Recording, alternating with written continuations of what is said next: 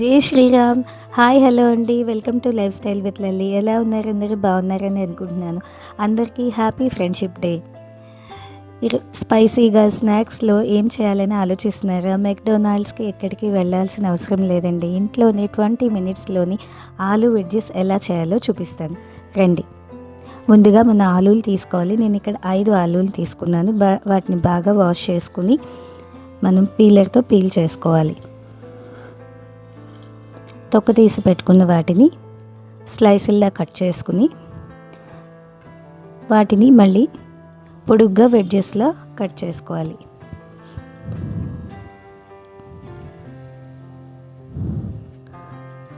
Cut చేసిన వాటిని ఒక బౌల్లో వాటర్ పోసుకుని అందులో వేసుకోవాలి.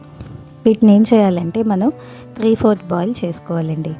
ఎందుకంటే ఫుల్గా బాయిల్ చేస్తే ఏంటంటే మెత్తగా అయిపోతే మనకి కరెక్ట్గా వెడ్జెస్ రావు. అందుకని 3/4 బాయిల్ చేసుకోవాలి. మూకుళ్ళలోని నీళ్ళు పోసుకుని దాంట్లోని 1/2 స్పూన్ ఉప్పు వేసుకుని కట్ చేసి పెట్టుకున్న వెడ్జెస్ని ఇందులో వేసుకోవాలి. వేసుకుని 3/4 బాయిల్ వచ్చే వరకు బాయిల్ చేసుకోవాలి. కొంచెం ఉడికిన తర్వాత వాటిని అన్నిటినీ తీసేసుకుని ఒక బౌల్లో వేసుకోవాలి.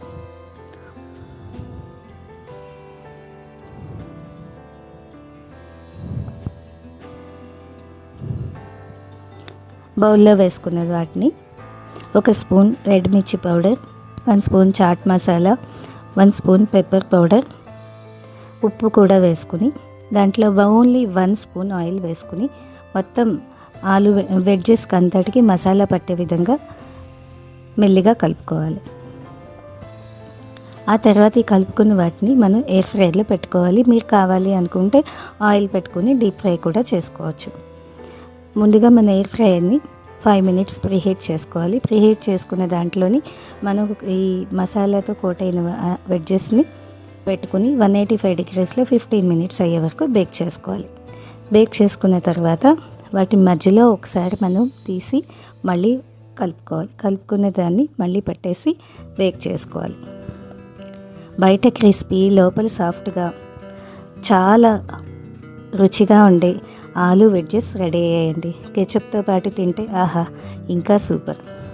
ఈ స్నాక్స్ని మీరు మీ ఫ్రెండ్స్తో ఉన్న మెమరీస్ గుర్తు చేసుకుని తింటే ఇంకా హ్యాపీగా ఉంటుంది. అందరికీ మరోసారి హ్యాపీ ఫ్రెండ్షిప్ డే. నచ్చిందా రెసిపీ? నచ్చితే మీరు కూడా ట్రై చేయండి. లైక్ చేసి, షేర్ చేసి, కామెంట్ చేయండి.